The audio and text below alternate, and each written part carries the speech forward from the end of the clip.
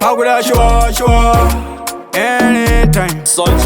Amen. Nebuti Shoutangi Gana Tainash Nasi Unapana watch Talk to a Farura Mapashi Pargumano a military touch. Iwe muskwe peta Kana uchinge waketa Umwe musuja kuta Saso nyunyuta Naona ne Ndenge naenda Ndosi ya wajitamba Wachinge watenda Ndosi ya swijifamba Marindo tenda Aiwa muno nditira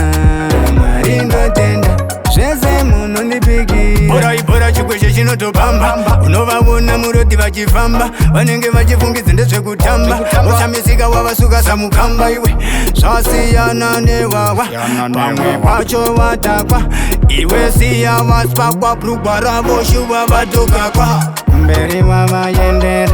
Kunga ukomana vedendera Vaya vayikuterera Chauna zvese zvakutopera Zvinopera Ndenge naenda Ndosiya vachitamba Vachinge vatenda Ndosiya zvichifamba Mwari ndotenda Aiwa munonditira Mwari ndotenda Zvese munonditira Pamwe ihora, pamwe ibora Asi iwe zvavo usashora Bongorora, itori bora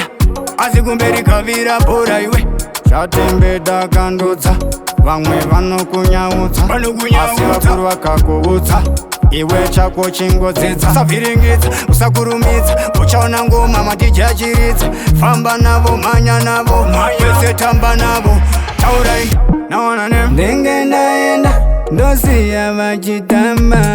Vachinge vatenda Ndosiya zvichifamba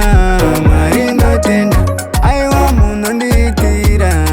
Mwari ndotenda Zvese munonditira Pamwe pacho ndikati uya umbona Zveshuwa iwe auzombopona Vanenge vese vakakusona Vakatokumirira pakona Asi pamwe pacho ukabata Chaona kuti auzombokwata Kana ivo vakangovata Vachapepuka wapedza rese data